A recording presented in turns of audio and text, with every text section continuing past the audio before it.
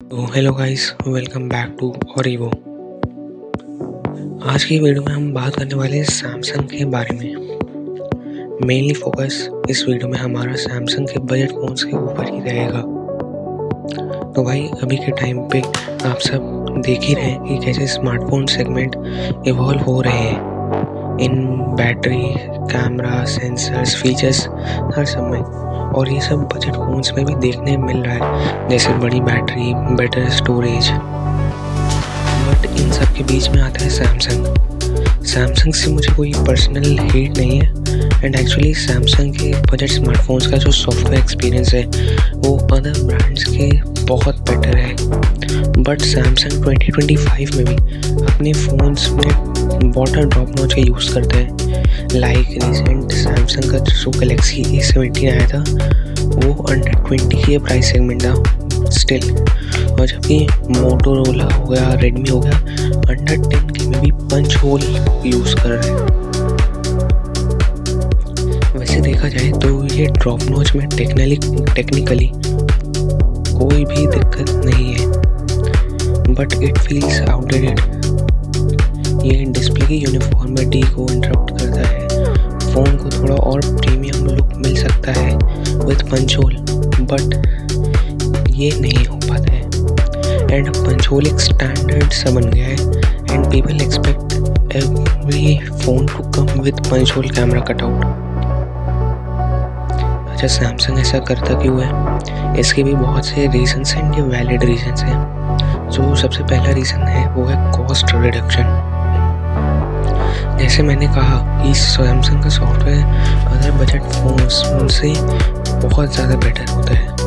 Also Samsung अपने 10 के price segment के से अबव फ़ोन वाले में एस एमोलेड यानी कि सुपर एमोलेड डिस्प्ले देता है, जो कोई भी अदर ब्रांड्स कभी प्रोवाइड नहीं कर पाता।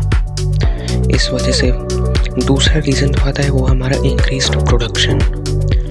जो वाटर ड्रॉप नॉच पैनल्स होते हैं उनमें प्रोडक्शन में कोई डिफेक्ट आने की चांसेस होते हैं वो बहुत कम होती हैं, जिसकी वजह से सैमसंग ज़्यादा पैनल्स एक बार में प्रोड्यूस कर सकता है, जिसकी वजह से जो प्रोडक्शन कॉस्ट है वो रिड्यूस हो जाती है। तीसरा भाई आ जाता है सैमसंग मेड कैटेगरीज। ठीक है, सैमसंग अपने फ़ोन्स को कैटेगरीज में डिवाइड कर चुका है और वो अपने क्लियर है कि भाई ये हमारा प्रीमियम सेगमेंट का फ़ोन है, इस पर हमें ज़्यादा प्रायोरिटी देनी है। और वो अपनी पंच होल डिस्प्लेस को थोड़ा प्रीमियम सेगमेंट फ़ोन के लिए ही रखते हैं, जैसे अबव 20 के प्राइस सेगमेंट वाले फ़ोन्स के लिए। और चौथा भाई जो मेन फैक्टर है, ये सबसे मेन फैक्टर है इंडिया का price sensitive market.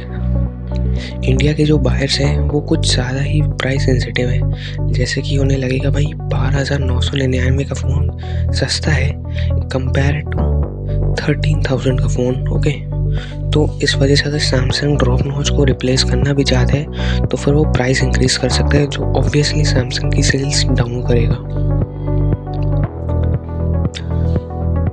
By the way मैं आप सबको ये बताना चाहूँगा कि पंच होल डिस्प्ले बनाना एक्सपेंसिव क्यों होता है। इसका एक सिंपल सा रीज़न है, पंच होल डिस्प्ले बनाने के लिए बहुत ज़्यादा प्रिसाइज लेयर कटिंग करी जाती है एंड उसके बाद उस डिस्प्ले को बहुत सारे स्टेजेस पे प्रोसेस किया जाता है। इस वजह से जो पंच होल डिस्प्ले होती है उनका कॉस्ट बढ़ जाता है as compare to drop notch display. अच्छा, ड्रॉप नॉच डिस्प्ले मिलने के कुछ अपने फ़ायदे और नुकसान हैं। फ़ायदे की अगर हम बात करें तो हमको एक अच्छा सॉफ्टवेयर सपोर्ट मिल जाता है, एक अच्छा सॉफ्टवेयर एक्सपीरियंस मिल जाता है इवन बजट फ़ोन्स। दूसरा, हमें सैमसंग के कैमरे मिलते हैं, means to be honest Samsung का कैमरा जो है बहुत बढ़िया कैमरे होते हैं, एक अच्छा सा कंसिस्टेंट कैमरा मिलता है हमें। और जो तीसरा मेन रीज़न है वो एक अच्छी डिसेंट बैटरी लाइफ है। ऑप्टिमाइजेशन भी बहुत अच्छा होता है सैमसंग के बजट फ़ोन्स में, बहुत ज़्यादा अच्छा नहीं होता जैसे प्रीमियम सेगमेंट के फ़ोन में, बट हाँ डिसेंट ऑप्टिमाइजेशन होता है जिसकी वजह से बैटरी लाइफ अच्छी मिलती है। अच्छा, इसके नुकसान क्या है? नुकसान में भाई ये है कि जैसे फ़ोन्स जो हैं वो कुछ ज़्यादा ही आउटडेटेड लगते हैं, मतलब ये 2019 की वाइब्स देते हैं आपको। तो भाई आई थिंक आप सभी को ये समझ आ गया होगा कि सैमसंग ने ये डिसीजन क्यों लिया।